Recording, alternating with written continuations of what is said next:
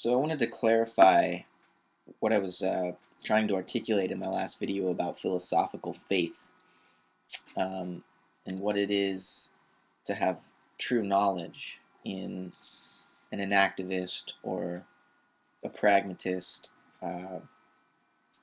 or a Whiteheadian sense. And usually when we think of true knowledge, we construe the relationship between subject, the knower, and object, that which is to be known. We construe the relationship between these two as if the subject pre-exists and the object pre-exists the act of knowledge, and that subject and object endure through the act of knowledge unchanged. Whereas from an enactivist perspective, the subject, in coming to know the object, is transformed by that object. Its very substance is transformed by that object. And the object, in coming to be known by the subject, is also transformed. So subject and object are co-constitutive, or they co-emerge in the act of knowledge. So rather than thinking of the truth as we normally do from the perspective of a correspondence understanding of what truth and knowledge are, truth is something out there, an object, that is correctly or accurately represented by the subject internally, or through some logical description. Some sort of mirroring takes place in the subject of the object.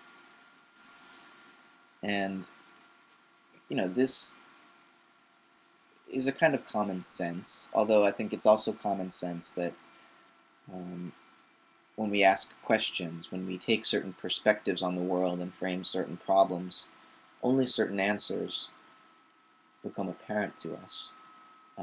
Only certain solutions become relevant to the problem that we have posed. And so when we talk about truth, there's never a truth outside of the context of a certain problematic, of a certain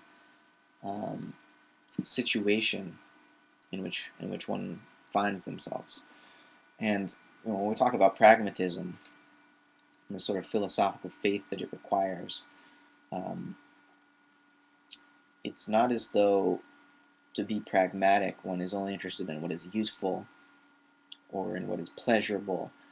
The truth of a statement or of a belief is not its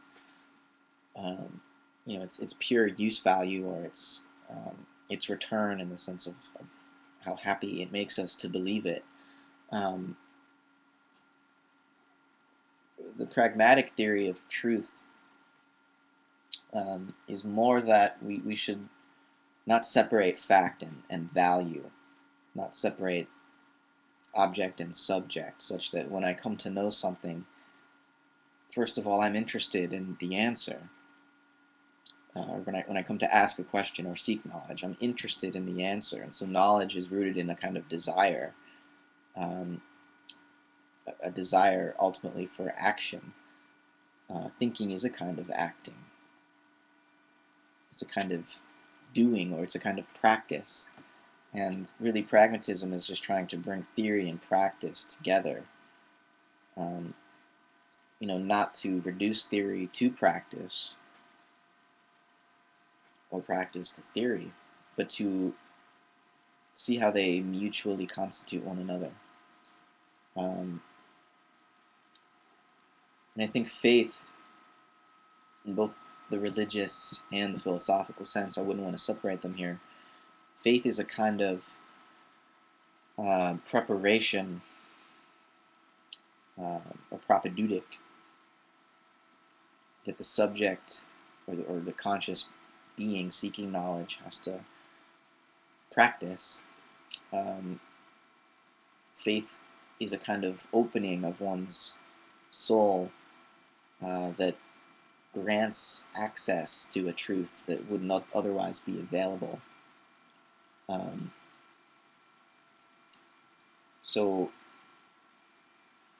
it's a transformative practice. That's what faith engages us in. And there was an ancient understanding of epistemology that was based in the subject being adequate to the object. And faith, I think, is one way, one method, or one movement of soul that prepares us or makes us adequate for certain kinds of knowledge. Metaphysical knowledge, religious knowledge, philosophical knowledge.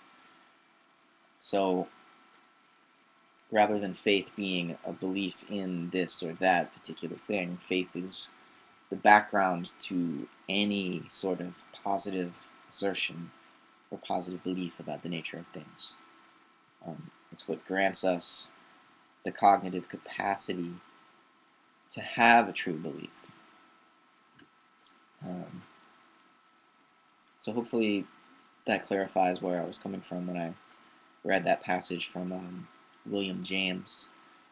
And I'm trying to address several of the comments that were mentioned below my video. So hopefully I got to your comments. If not, comment again. I'll try to further clarify. Yeah, thanks for listening.